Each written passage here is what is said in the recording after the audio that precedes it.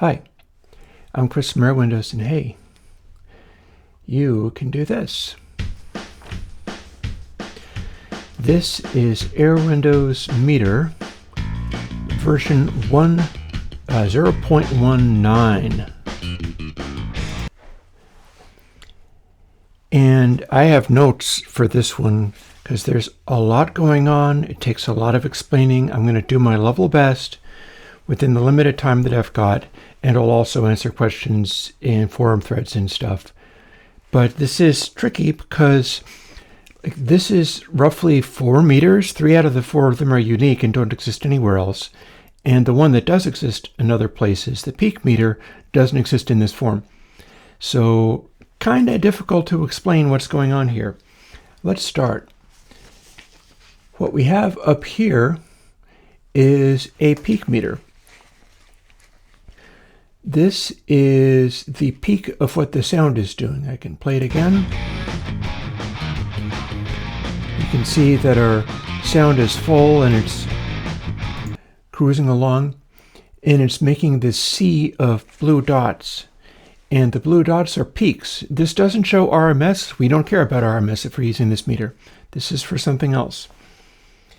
The red lines here are clips, or nearly clips. They're as good as clips.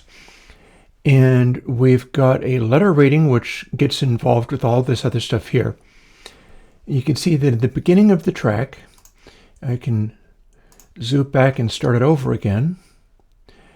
We have the drum intro. And when the drum intro is happening, there isn't the sea of guitars and basses, and so the peaks are covering a wider range. That's actually quite important.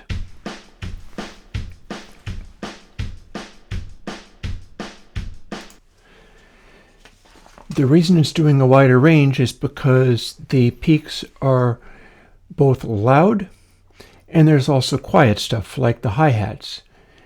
The second meter is a slew meter. It is showing the same information but arranged differently. It's arranging it so that the brightness of the sound is on top. Thing is, these hi-hats are not louder than everything else, so it's not actually showing them as even brighter peaks than the drums are coming in as. The third one is a zero cross meter. This is showing how far the signal goes before it recrosses zero. So this is going to register bass. You can see that it literally says lowest frequency without other sound interfering. And you can see, if you study it, the kick drum is producing some bass frequencies when I had that going. But when everything else kicks in, there's more happening. The mid-range, the guitars, they're happening, they're louder, they're stopping the drums from hitting low frequency sounds and interfering with them. And so you make this cloud here. And then we've got this reading here, which I'll get to. Now that is one kind of sound that we can show, but we've also got other stuff. For instance, this is a track that I did a while back, and it's a song called Rise. This is actually an analog mix. I happen to be throwing a lot of high frequencies on this one. So you can see that with this one, not only is it filling the slew meter with these red dots, which are bright dots, they're high frequency stuff happening, it's also showing up in the peak meter as being quite loud, and it's wrapping around the slew meter to make these spikes here. That's what I'm calling overslew. It's, if you listen to this closely, you will hear that even though it's like an analog mix and bits of it are okay, I've got the cymbals too loud. I did this before I had any of this stuff, and I have the cymbals far too loud, although that can be fixable. Watch this.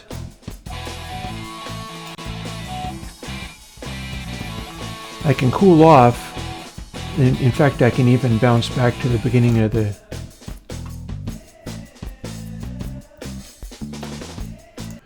It sounds roughly the same, but I'm controlling the peaks. People normally think of peaks as the parts you can't hear, but you can tell the difference between me having the high frequency peaks off of the cymbals being this loud and this loud sounds a little bit better. That's because I fixed that. I threw a plugin that I'm developing. It's not dissimilar to what I can do with the plugin Golden Slew, and controlled them. It doesn't sound wildly different, but it'll generally sound better to people if the peaks are in control, as they are here.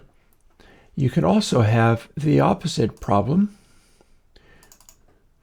which is something that is kind of dominant in the lows, and I can use exactly the same song, a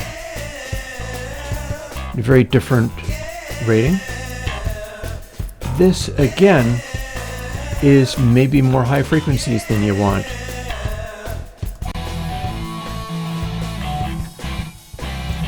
So we'll suppress them like this. But in this one, I have too much bass. And what we're noticing is that in this top meter, you're seeing these big green spots up here. That has to do with peaks that are overly dark. And they're not going to show up on the slew meter, but they are going to show up on the loudness meter.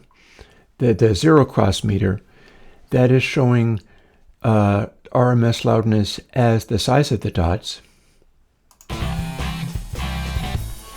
And you can really tell that the super heavy bass is all over the place here. So if you were going to exaggerate that even more, you could do this. Did you want your very soul to fly? And if we had that, all of our super sub-lows are way, way, way too loud. And it's showing up on the zero cross meter, because the zero cross meter is going to show you whether the subs are out of control, whether you can directly hear them or not, whether your monitoring is showing you them or not. This would be way too much sub-lows.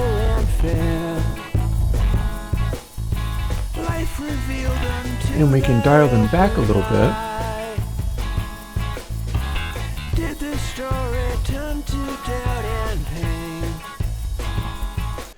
But have them arguably still too much. Because what's going on here is that if you do have subs, in particular, if you have lots of subs below 40 hertz, this line showed here is 40 hertz. You don't necessarily want to have big loud frequencies lower than that, particularly if you're working in like EDM. And so if you're doing this, tell me who's the true love I have found. It can sound cool and all, but this is maybe too much going on down here. So you would dial it back.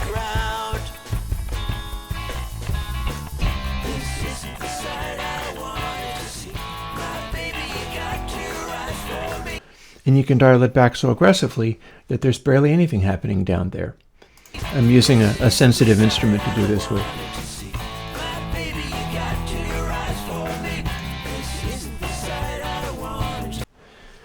And this is a form of balancing where the zero cross meter can show you not only whether your sub-lows are going way below 40 hertz here, like it'll show you right down to 20 hertz if you have stuff as low as that.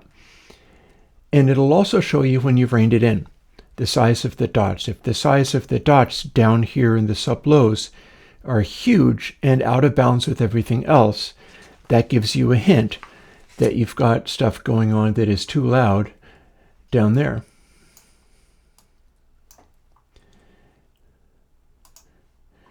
And then you can also do other tracks entirely. For instance, here's one where this is a much earlier track that I think I mixed this in the box a long time ago, and I had the monitors turned up good and loud.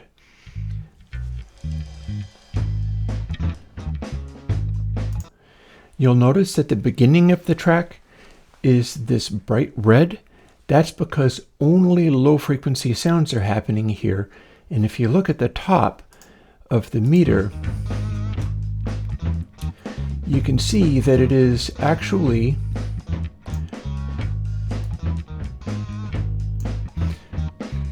doing low frequency sounds and barely any high frequency sounds. This is not one where you've got to back off the highs. This is one where you barely can notice the highs at all. And I'll tell you why that is. I had used my own microphone setup for this, and it was a strange concept. It was condenser mics pointing to the sides of the room, tucked into the top corner of actually my bedroom, which I had a drum kit set up in at the time, so that I could use them as sort of a pressure zone microphone in where the wall and a ceiling came together. And that worked real good as far as making it not sound too much like the sound of the room, but it also completely obliterated my high frequencies. And so what you've got here is where usually the zero cross meter is going to show most of my information coming in around 200 hertz, maybe a little higher if it's an 80 sounding kind of thing, maybe a little bit lower. With this one, we've only got bass happening. It's just a sea of bass, like a really retro early 70s track that was all about the bass and didn't have any trouble. And that also shows in the peak meter here, where rather than having the blue dots for an optimal balance between slews, high frequencies, and peaks, this is all about the thumping bass.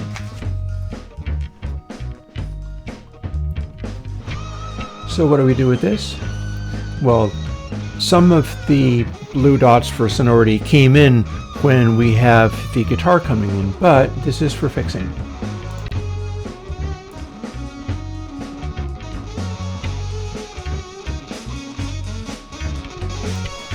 That's basically Airwindows Air 3 right there, doing that.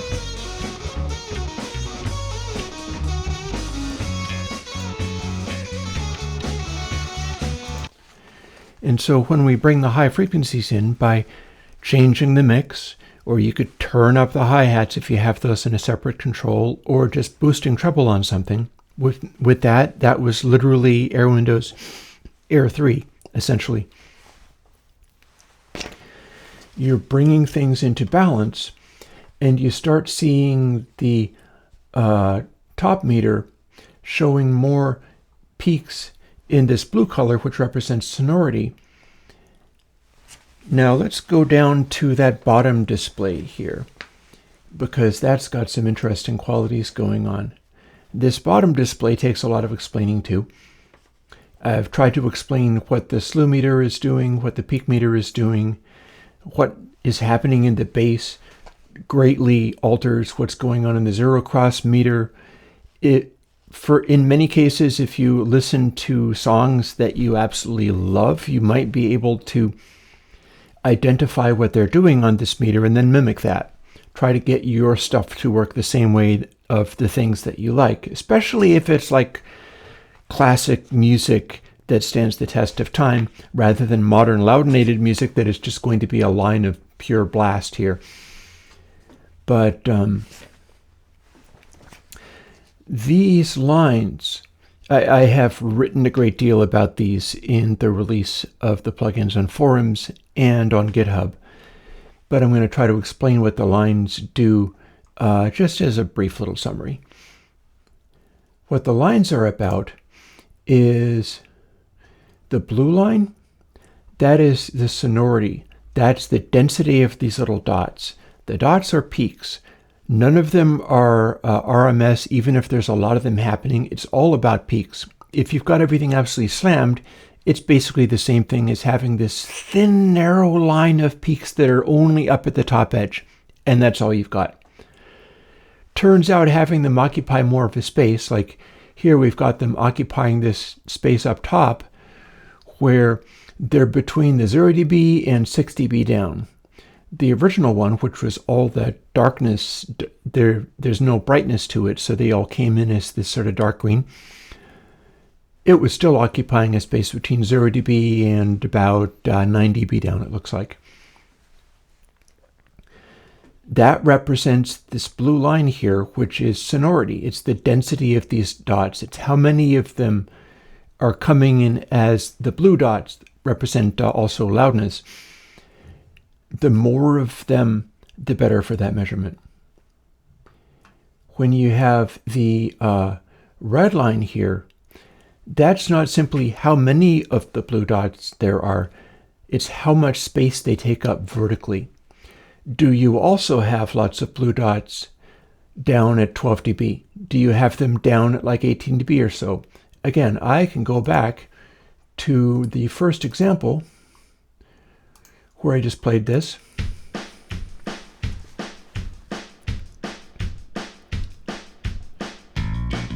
And we'll watch what happens.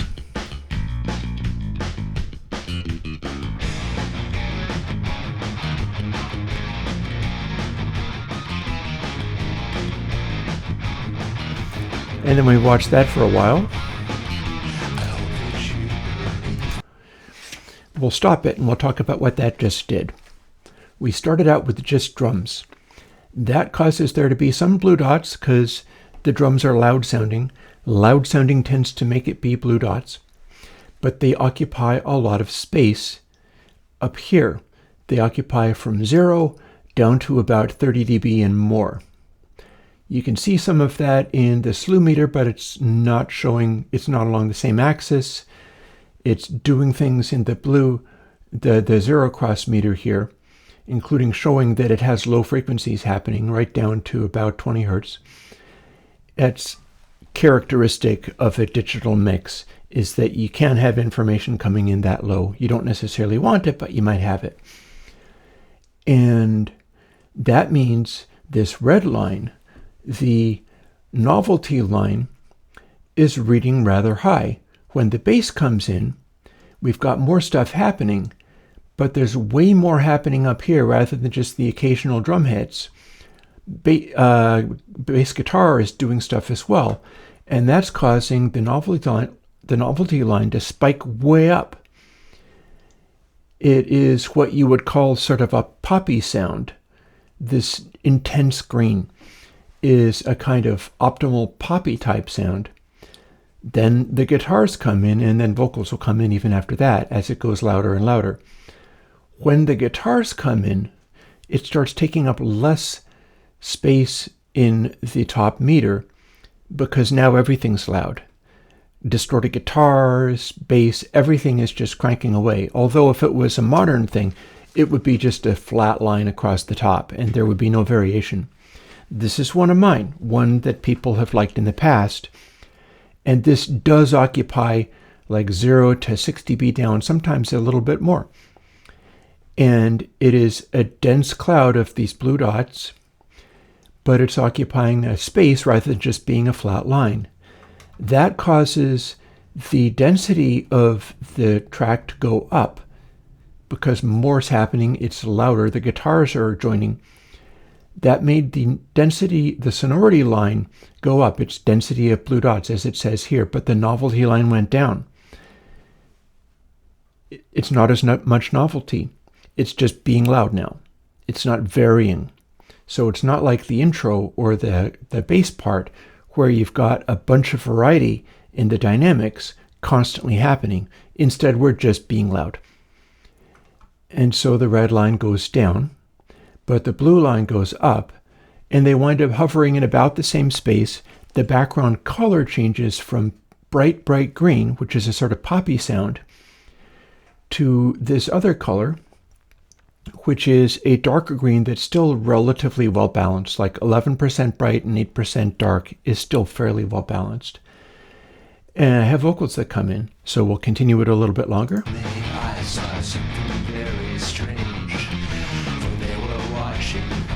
We've got some singing happening. An interesting observation here is these spikes are when things are unusually bright, but some of those spikes are coming in blue because they are intensely bright, but the loudness is also maxed out. And so if these red spikes are not coming in as red, but blue, you've got it balanced pretty well. And it's not objectionable to the ear when the red spikes are not super high or when they're coming in as blue, which is somewhat unusual, but I pulled it off in this track. This track uses an old Airwindows compressor and a bunch of my stuff from around, I don't know, 2012 or so. I've been doing this stuff for a while, and I try to get better and better at it. But even back in this, when pretty much nobody had really heard of me at this time, but I was still doing some useful stuff. This is an in-the-box mix with Airwindows plugins only.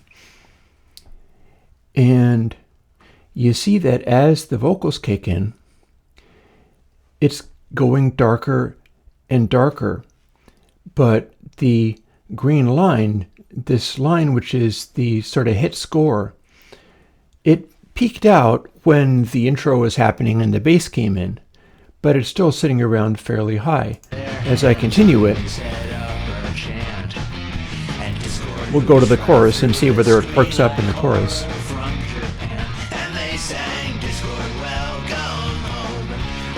You want it to be able to rise this green line. That goes along with this setting here. And there we go, we're getting something out of it.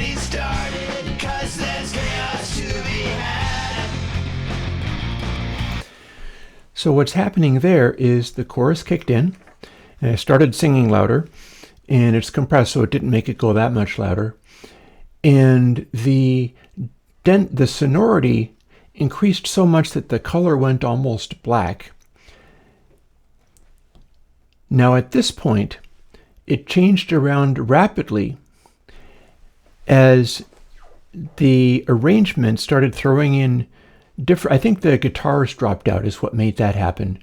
You can see that there's more happening in the peak energy. Everything else is still balancing out fairly well, but we've got a little more lows kicking around here. And it was enough of a change in texture that the novelty spiked way up, boosting the letter grade in the end. By virtue of something different happened. We weren't just sitting there with like guitars the entire time. It did something else, and that counted as novelty. That made stuff happen in the energy regions here, and it read that. It saw there was a difference. It turned that into a novelty peak, and the texture of the track changed for the chorus. This is good. You want to be doing things like that. And then we go back to the end of the chorus, and it ended by going loud and dark in that way. I mean, we've got other things because it doesn't only work on like butt rock music. Here is an example of it on something else that you've heard before, because I'm using my own stuff because that's what I have to work with. Although I do intend to post stuff like records that I can remaster along these lines. My purpose is to establish that working with the peaks in this way makes stuff sound better, even when it's changes that you don't necessarily hear directly. And so what do we have to learn from Airwindows, from my track Alien Kittens here? Well, we started out with sort of bassy noises and not any percussion, so it turned red.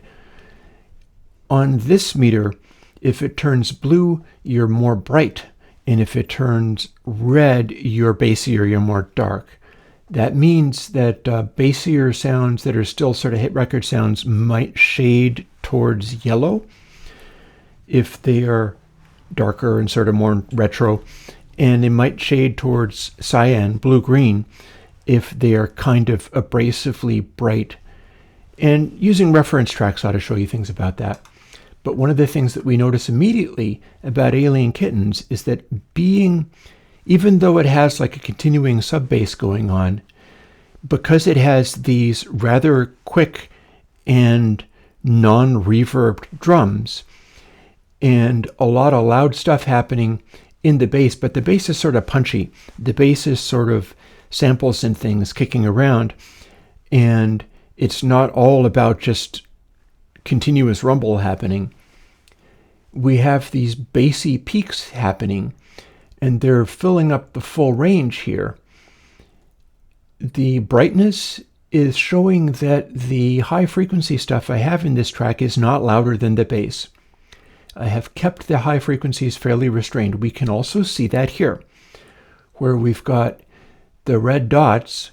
It's the same red dots that you see here. This shows where they are at dynamically, and you can see bass is much louder. Those high frequency sounds are sitting around minus 30 dB, or maybe up to around minus 6 or so, but they're not necessarily pegging as loud as they can go. And there's a bunch of stuff happening in the mix where those high frequencies are not as loud as they can get. And in the zero cross meter, we see that it's hovering around being a little bassier than 200 hertz. It doesn't have that much going up in the, radio play frequencies where it's mid-range, and like you couldn't really hear this very well on a phone because it doesn't have anything going on in the frequencies where you can clearly hear what it's doing on the phone. But you can see that it's putting forth bass in a pretty well-controlled way. It's covering the full range between probably around 150 hertz rather than 200, down to about 40 hertz and not much lower than that. So Alien Kittens has its own thing going on. And with these measurements, it's not going to make it to that much of a hit record sound. It doesn't have much in the way of sonority. It's all hanging around playing bass, and it isn't going to translate to maybe a large audience just sitting around doing that. But there's still aspects of it that balance well, and it does at least have lots of novelty all the time. Then when it starts going into the louder, more sonorous things, this brightness of the initial track as it starts up is going to get overtaken with just a lot of continuing bass going on. And we'll continue it and see where it goes from there.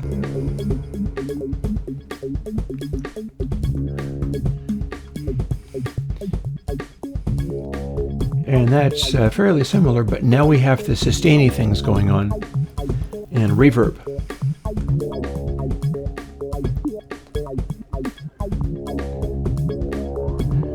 And now it's sustaining more.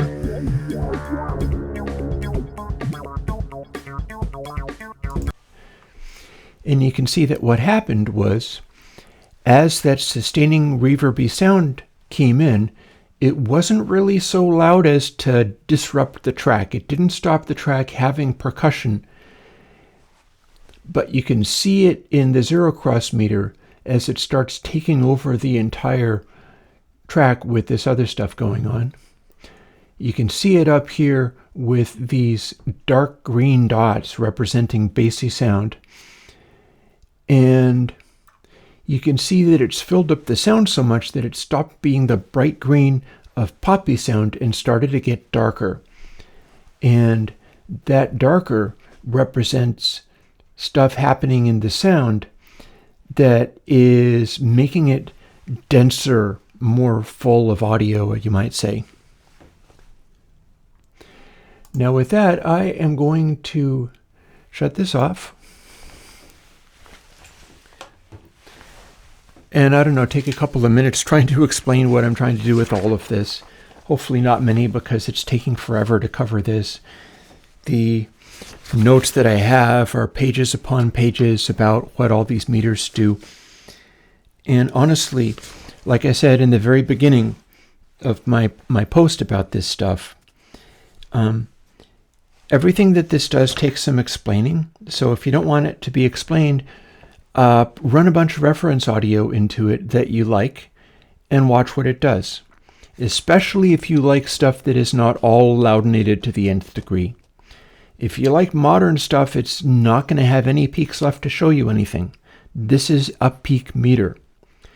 This is dedicated to the idea of showing that you can have loud, exciting, really intense music that's not all about clipping and limiting.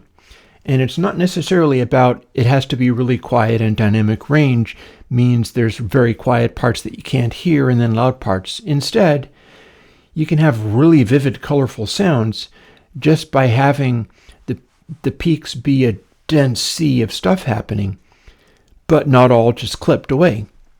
That's what I'm trying to establish. And if you can find stuff that is not just loudinated like modern music and run that through the meter, I've been running, it's well over 1,000 individual tracks. I've gotten up to more than 800, I think, at this point. I've been running those through the meter in real time, one at a time, to study all of the stuff that I grew up on that taught my ear what hit record sounds sound like. And this is also stuff from the area where people got excited about this stuff and paid for it.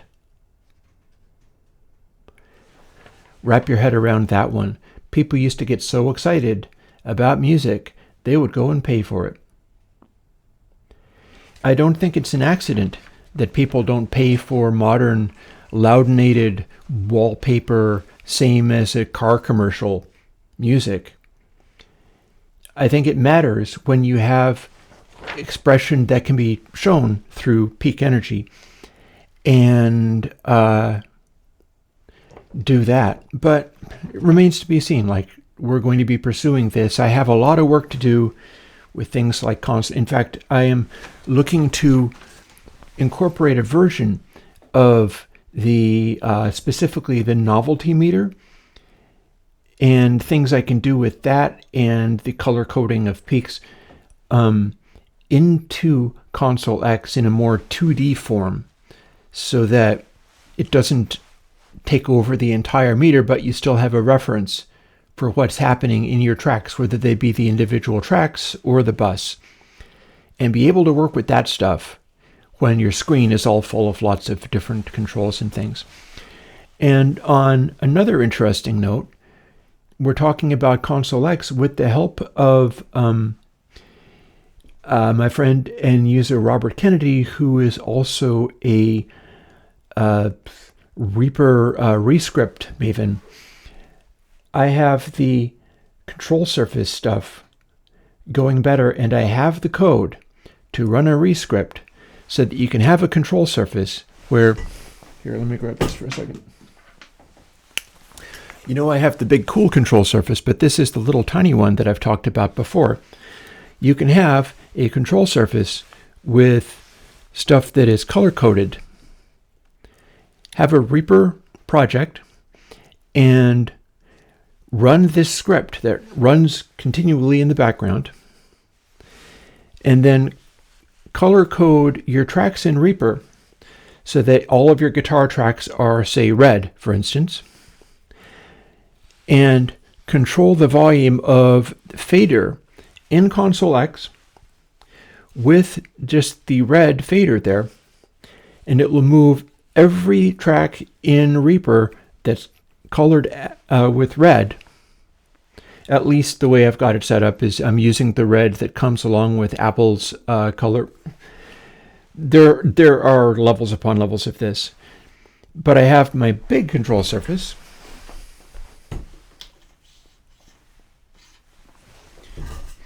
working with this system so that I can assign things to colors in Reaper, and it automatically assigns them to that fader in Reaper and tracks it on the fly so that it assigns the Control X fader control to whatever that fader is for all of those different colors, meaning that I can sort of set something up, start recording it. If I want to record a bunch of different guitars, I'll color them all red, for instance. If they start to become too loud, I pull the red fader down. Or If you can't afford the giant monster thing there, you get a little thing like this and color code it. Anything that is MIDI CC controls. And then you use the thing that you've colored red, pull it down a bit, and every one of those guitars, or the guitars and the reverb that you have associated with the guitars, can also be color coded as that, and that too can be trimmed up and down with the fader. I foresee being able to do really cool stuff with this, and I can't tell you all about it now because I've been recording for like 36 minutes and I need to stop. Get back to my measuring stuff with Reaper and turn you over to Reaper so that you can start using it and see what you can make out of it. That's going to be one of my key factors working with all of this because, I'm sorry, I said Reaper. What I mean is Meter. Reaper's my DAW and the one that I use. But I think my idea is to get stuff working in Console X where you're working on all of the stuff that you can hear. And then there's a level where using Airwindows Meter and referring only to peaks is interesting and useful enough in the mix stage. But I feel it becomes a whole other story in a mastering stage, and that might get my interest. So what's going to be happening in the upcoming week, if I'm not mistaken, and if I find my copious free time, obviously, to do this, I'm going to start putting out those vinyl record captures again. I had called them timeless.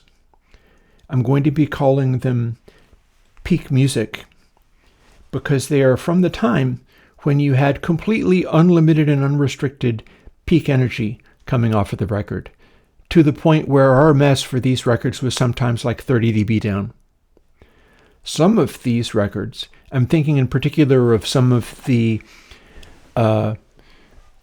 early 80s Genesis, stuff like that, are so peak happy that they're a little out of balance, where they could do with a little bit of soft saturation to just squish that cloud of peaks so that it's a more dense and continuous pattern of peaks, and that's going to sound better to people than how they came off those original records, where the hottest peaks are like twice as loud as the rest of the song. That's also something that you can do very easily in DAWs, whether you want to or not, and that's why people ended up doing all the peak limiting and clipping and all the stuff that we do. My point is you can't go by RMS on that. You need to use those tools to manage what the peak energy is doing while still allowing it to be there. But we'll be seeing more about that in the upcoming weeks. I'm going to get back to work, and I'll talk to you later. Bye-bye.